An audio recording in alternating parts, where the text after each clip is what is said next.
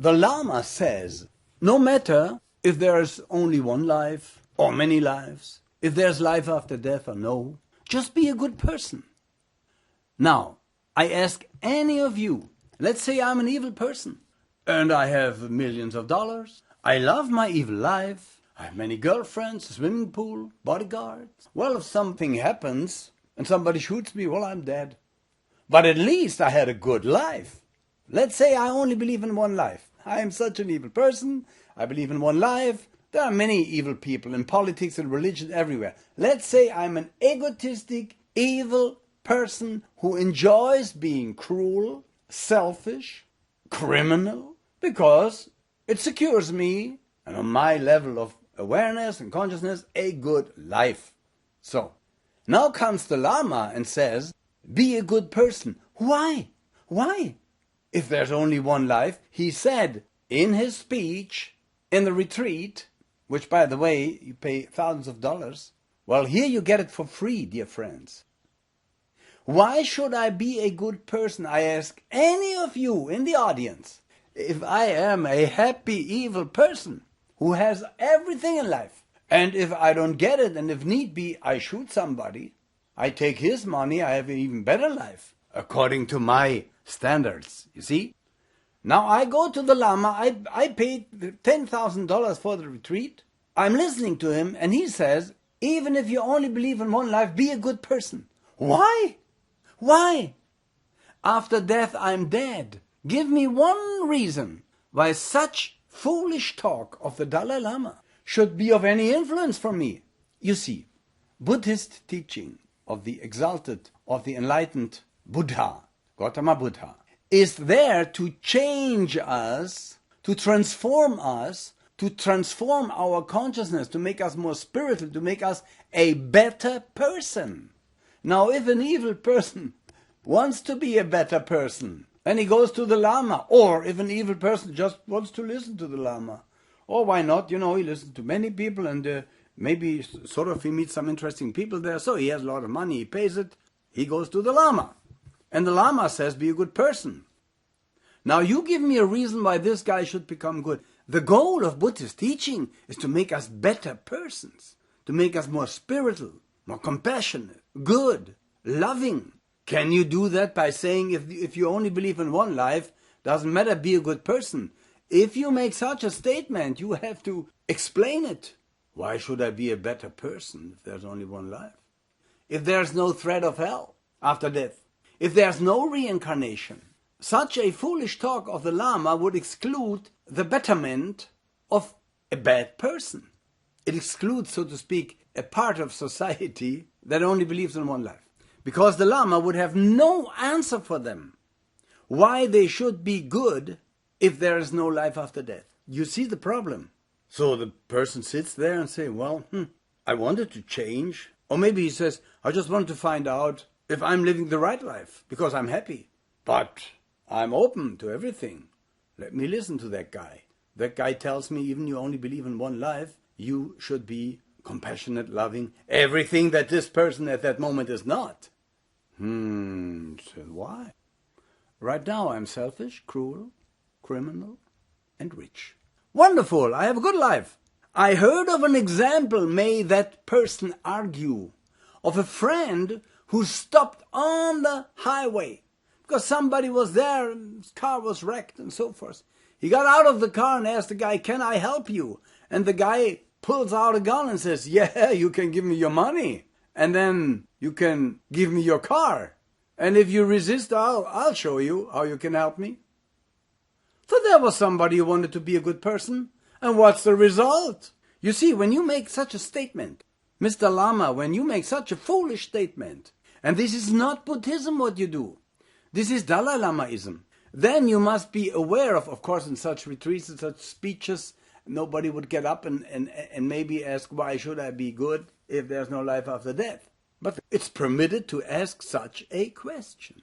What is your answer? You may answer, well, because it's good for the other people. But who cares? If I'm an egotistic person who believes in one life, I believe in things that are good for me, according to my state of awareness and to my logic, which of course is wrong in that way. But for now, for that person, It's the right way to live. Now you could argue, well, for your children.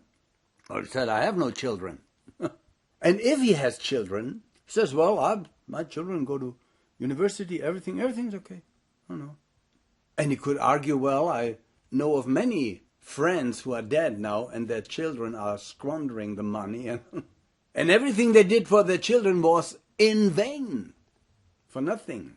And so he would say, that gives me no reason to be a better person as I am, or to be a different person. He would not even use the term better, because he would say, I am good in my point of view. I do good things for me. When I kill somebody, or when I order the killing of somebody, and that gives me $10 million, I did a good thing for me. If there's no life after death, if there's no hell, why should I care? I'm dead. Then somebody could say, well, how about the species? The human species. What do I care, would he answer? I'm dead. What do I care for a species? Then somebody could come and argue, well, you see, even if there's only one life, you should be a different person than you are now. Because of idealism. You could give your life for a good cause. Okay. Let's say, maybe now somebody who is evil would think, somebody could argue with him, could say, is there a person that you love? Yes, I am an evil person, and I love to be evil, but there is one person that I love very much.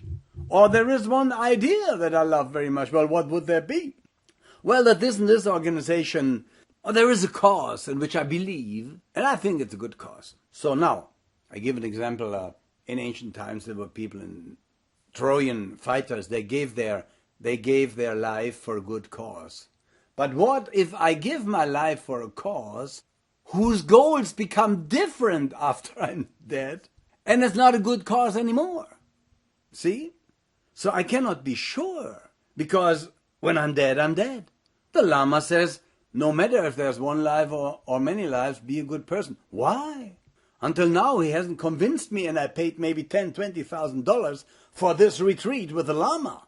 Therefore, dear friends, the Dalai Lama doesn't teach Buddhism. He teaches Dalai Lamaism, which is a distorted way of Buddhism. We will go into that in detail another time. For now, what is true Buddhism? As you sow, you shall reap life after life. That's all. Of course, now, when you listen to such words, one may want to go more into detail. Well, Divine Message from the True God Nirvana is a little book in German and English in one book that I urge you to read. Now, by God, we don't mean a creator. We don't mean a creator. See? We mean that from which we come and to which we go. We mean nirvana. We mean the refuge out of which break periodically the powers, who then may call themselves gods and so forth. See? It's all temporary in form. The forms are temporary. What is the purpose of life? The purpose of your life is what you make it the purpose. But the goal or the law is very easy. We come from nirvana, we go to nirvana. We come from the refuge, we go to refuge, over and over and over again. We dive into material world. And we experience the suffering of transiency, of impermanence, and so forth. But you see, all that makes no sense if there's only one life. Listen, if there's only one life, if there would be only one life, I would be the master teacher of materialism. I would teach you how to be criminal, selfish, egotistic, cruel, as long as it fits your goals. But that's not what the law is. The law is that everything that you do returns to you, must return. So even if you do something good now and something bad may happen, that's not a problem, because that's the past karma that catches up with you. But the good thing that you did, although you may have been disappointed by it or somebody has cheated on you and so forth, that's a good accumulation for future karma. Never mind, do only good things from now on. Past karma you can't erase. It will catch up with you. But you begin now to fill your account of good deeds. And after the bad karma is outlived, only good things will happen to you. And then the time may come when you are disappointed even with a good life. Because it's transient too. And you may long more and more for a situation where you don't have time, where you don't have change of forms, where you don't have death and life and death and life and death and life, samsara, the wheel of rebirth, where you may say, I have had enough of it. I don't want to have anything to do with this order of things. That's what the Buddha did. And he reached nirvana, the absence of desire. Nirvana does not mean destroyed, although the translation would be correct. But that destroyment which it is hinting at is of the impermanent form. The essence itself, the being itself, is free from the attacks of time, free from desire. You can make that your goal. Or you may also decide to come back over and over again. This is what the book also teaches you. And if you want to know how the world really works, where it emanated from, where it returns to, then you must read the Book of Light. 5,000 handwritten pages on allreligionsunited.com. Make nirvana your goal. And don't listen to the Dalai Lama. Love and light, Lanu.